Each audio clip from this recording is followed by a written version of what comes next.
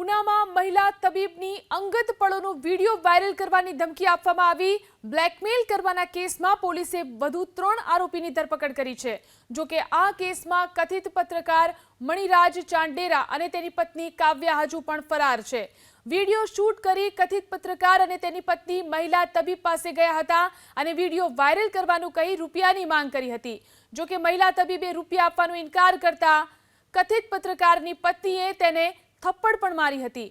આ વિડીયો ખાનગી YouTube ચેનલમાં વાયરલ કરતા મહિલા તબીબે પોલીસમાં ફરિયાદ નોંધાવી હતી। ઝડપાયેલા 3 આરોપીઓ કલર કામ કરે છે। કથિત પત્રકાર મણિરાજે આ 3ને આવા વિડીયો હોય તો આપવાનું કહીને બદલામાં રૂપિયા આપવાની લાલચ આપી હતી। બાદમાં 3 આરોપીઓએ મહિલા તબીબની અંગત પળોનો વિડીયો શૂટ કર્યો હતો।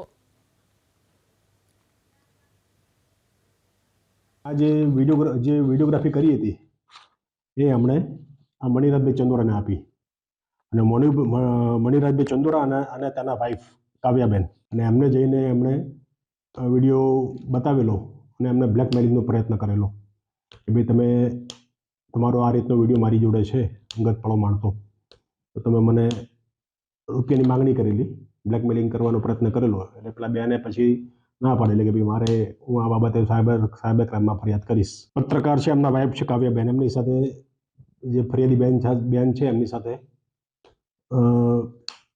થપ્પડ ગરદાબાટોનો મારેલો ને એવું બધું બનાવ બનેલી એ રીતની ફરિયાદ દાખલ થયેલી।